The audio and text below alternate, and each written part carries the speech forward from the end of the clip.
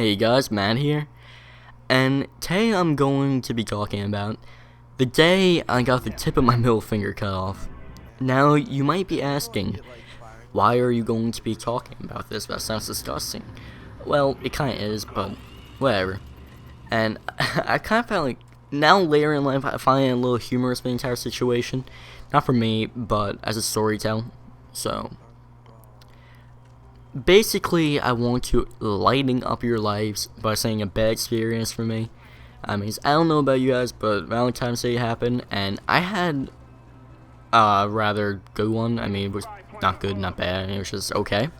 I got a rather weird Valentine, and yeah, not much to talk about that. That'll be a future video. But anyway, let me get right into the story. Alright, back when I was in 2nd grade, I could not have been more than, I'm guessing, 7, 8 years old, and we were doing a project for my class, and I, for the life of me, cannot remember what the project was, but we all had construction paper, and we all had it cut out, and each one of us was given a pair of scissors.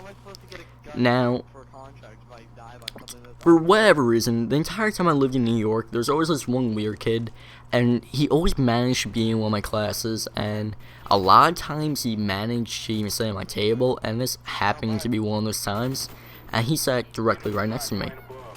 Now, us at our 2nd grade selves, we were just, doing work and everything. I was trying to ignore the kid, and the kid found it funny to bring up a pair of scissors and start trying to cut as fast as he can up in air, not just the air. And I was wondering, why are you doing that?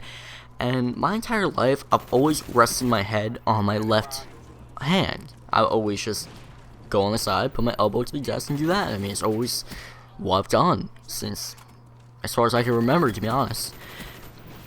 And he started doing that, and I go to swipe it away, you stop it.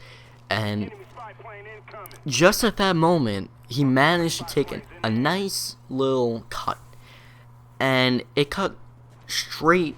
He cut the tip of my middle finger straight off.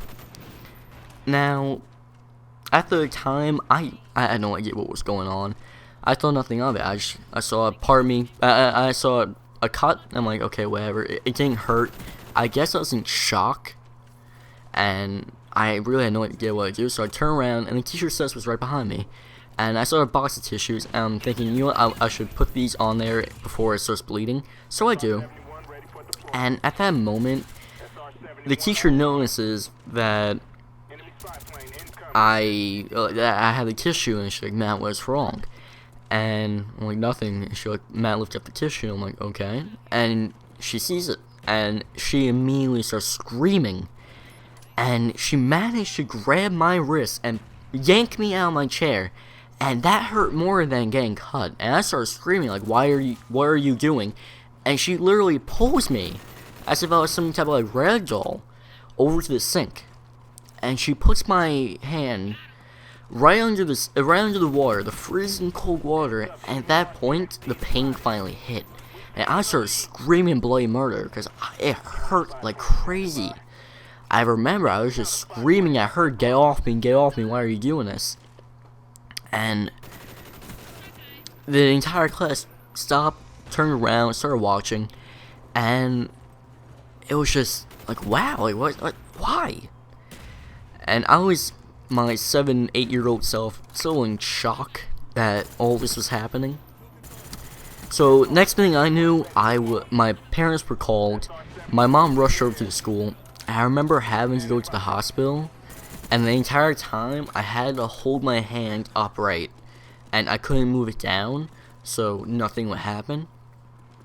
And we were on the way to the hospital, and we got there, only to find out there was I think it was a 4-hour wait, and we ended up waiting more than that, because it was around 12 that we got to the hospital, and we did not even see a doctor until probably 6:30.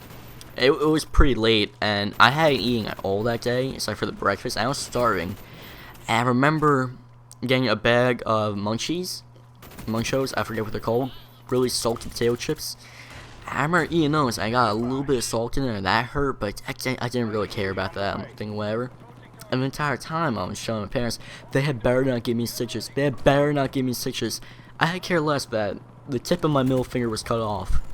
All I cared about was I didn't want to get stitches.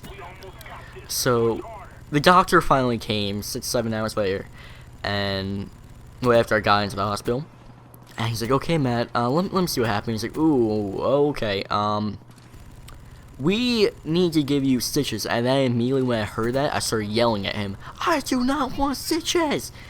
And I've always been a very quiet child, and when I did that, my parents were in shock.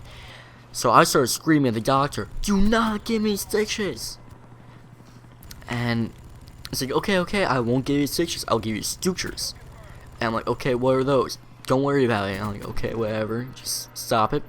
So we go into there, and he starts putting some anesthetic on, and I remember him also saying, take out a needle. And at that point, I realized what was going on, because back then I was smart. I mean, I wasn't dumb. And I started screaming as loud as I can, you're a liar! You're a liar! Then I looked towards my parents and started screaming at them, you guys are all liars! And it was just one hectic time. And I remember the people in the waiting room, they heard me screaming. So they were all the kids my age, and they were scared out of their mind. So yeah, guys, that was the story of the time I got the tip of my middle finger cut off. So yeah, please like this video, let's get a couple of views on it, and peace to the out!